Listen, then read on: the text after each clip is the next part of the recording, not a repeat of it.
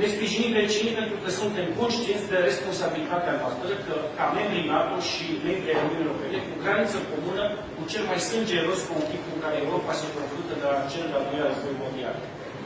Aderarea Republicii Moldova la Uniunea Europeană va fi următorul pas pentru a consolida flancul estic, un pas atât de necesar într-o eră în care politica regimilor autoritare vrea să rescrie granițe cu prețul vieții celor inocenți.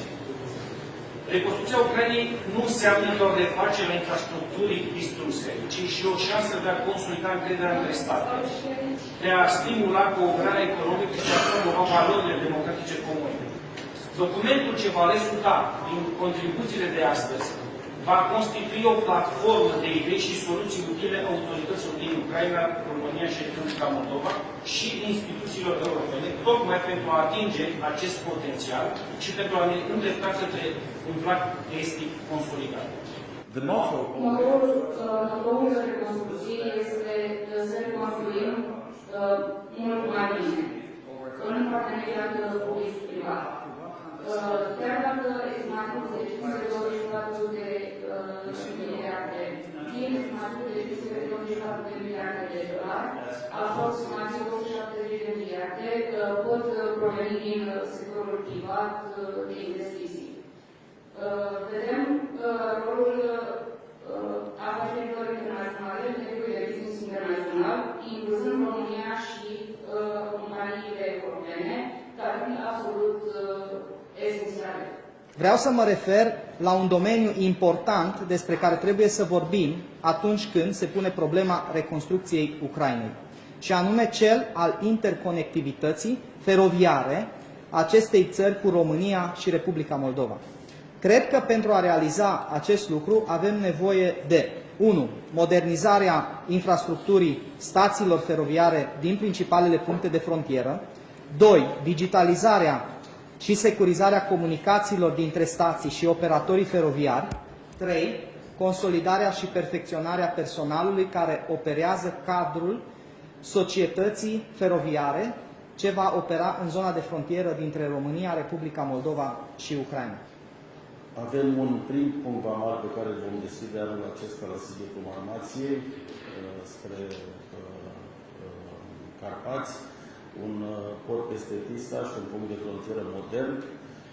Colaborăm strâns cu autoritățile Republicii Moldova și la sfârșitul acestei luni, luna septembrie, vom avea o nouă întâlnire a Sighetul Marmației cu autoritățile ucrainene pentru a crea un calendar de deschidere a acestui punct de frontieră. Este un punct de frontieră care va permite traficul de marfă în acea zonă a țării și, bineînțeles, legături puternice între comunitățile de pe ambele maluri ale Tisei.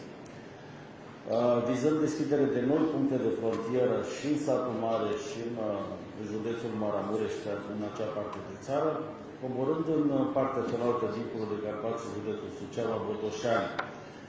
Recent am permis, prin punctul de trecere a frontierei Rahovăț, trecerea autocarelor cu turiști către România, o măsură importantă pentru că a fluidizat traficul de la Siret pe zona de călători și turiști care tranzitează granița cu Ucraina către România, Bulgaria, Grecia, chiar și Turcia. Vrem să permanentizăm această măsură pe tot timpul anului. Am luat această măsură într-o primă fază doar pe zona de vară, pe sezon estival, dar vizăm permanentizarea acestei măsuri și permiterea ca prin acest punct vamal să tranziteze într-o primă fază camioane goale.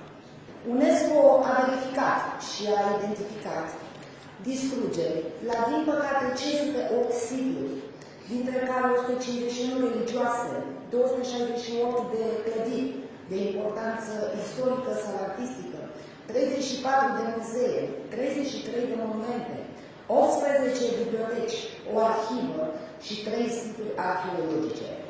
Această listă însă, din păcate, nu este exhaustivă, pierderile reale estimate fiind în realitate mult mai mari. De la începutul conflictului armat au avut loc numeroase inițiative adresate sprijinului pentru sectorul militar ucrainean, majoritatea soldate cu angajamente solide din partea statelor membre ale Uniunii Europene și nu numai.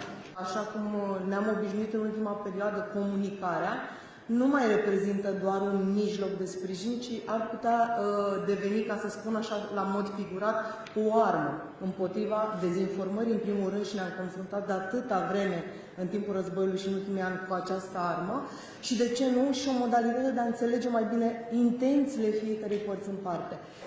Sute de ucraineni trăiesc astăzi și muncesc în Bistrița, copiii ucraineni merg la școlile din municipiul Bistrița.